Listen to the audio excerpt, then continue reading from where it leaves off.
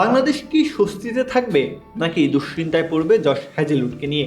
প্রায় ১৩ মাস টেস্টের বাইরে থাকা অস্ট্রেলিয়ান এই পেসার একদিকে যেমন দীর্ঘ বিরতির কারণে ছন্দ ফিরে পাওয়া লড়াইয়ে আছেন, অন্যদিকে বাংলাদেশের বিপক্ষে দাঁড়িয়ে আছেন ৩০০ টেস্ট উইকেটের ঐতিহাসিক মাইলফলকের সামনে। তাই তার প্রত্যাবর্তন লিটন দাসদের জন্য যেমন স্বস্তির কারণ হতে পারে, তেমনি হয়ে উঠতে পারে বড় দুশ্চিন্তার কারণও। ২০২৫ সালের জুলাইয়ের পর থেকে আর টেস্ট খেলেননি হ্যাজেলউড। হ্যামস্ট্রিং ও পেশির চোটের কারণে মাঠের বাইরে থাকতে হয়েছে তাকে। সেই চোটের কারণেই সর্বশেষ অ্যাশেজ সিরিজ থেকেও ছিটকে গিয়েছিলেন ৩৫ বছর বয়সী এই পেসার। তবে এখন পুরোপুরি সুস্থ হয়ে আবারও সাদা পোশাকে ফেরার প্রস্তুতি নিচ্ছেন তিনি। আর সেই প্রত্যাবর্তনের মঞ্চ হতে যাচ্ছে বাংলাদেশের বিপক্ষে ২ ম্যাচের টেস্ট সিরিজ।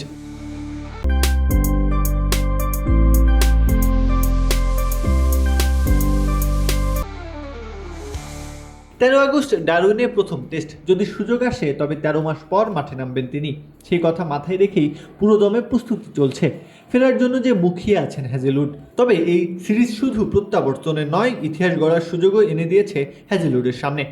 এখন পর্যন্ত ৭৬ টেস্টে তার শিকার ২৯৫ উইকেট, অর্থাৎ বাংলাদেশের বিপক্ষে আর মাত্র ৫টি উইকেট পেলেই ৩০০ টেস্ট উইকেটের ক্লাবে জায়গা করে নেবেন তিনি। অস্ট্রেলিয়ার সপ্তম পেসার হিসেবে এই অনন্য কীর্তি গড়বেন তিনি। এখানেই বাংলাদেশের জন্য শুরু হচ্ছে আসল পরীক্ষা। একদিকে দীর্ঘদিন টেস্ট না খেলায় হ্যাজেলউডের ম্যাচ ছন্দ নিয়ে কিছুটা প্রশ্ন থাকতেই পারে। আন্তর্জাতিক ক্রিকেটে এত দীর্ঘ বিরতির পর ফিরে এসে আগের ধার ফিরে পাওয়া কখনোই সহজ ব্যাপার নয়। সেদিক থেকে দেখতে গেলে বাংলাদেশের ব্যাটাররা একটু স্বস্তি পেতেই পারেন। কিন্তু একই সঙ্গে এটাও ভুলে যাওয়ার সুযোগ নেই, বড় মাইলফলকের সামনে দাঁড়িয়ে থাকা ক্রিকেটাররা প্রায় নিজেদের সেরাটা উজাড় করে দেন।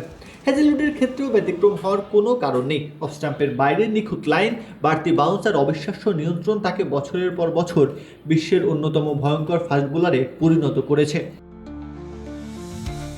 তাই প্রশ্নটা থেকেই যাচ্ছে, বাংলাদেশ কি স্বস্তিতে থাকবে নাকি দুশ্চিন্তায়? স্বস্তির কারণ, প্রতিপক্ষের অন্যতম সেরা পেসার দীর্ঘ বিরতির পর ফিরছেন। আর দুশ্চিন্তার কারণ, সেই পেসারের সামনে হাতছানি দিচ্ছে ৩০০ টেস্ট উইকেটের বিরল এক মাইলফলক। প্রত্যাহার কাব্য, খেলা ৭১।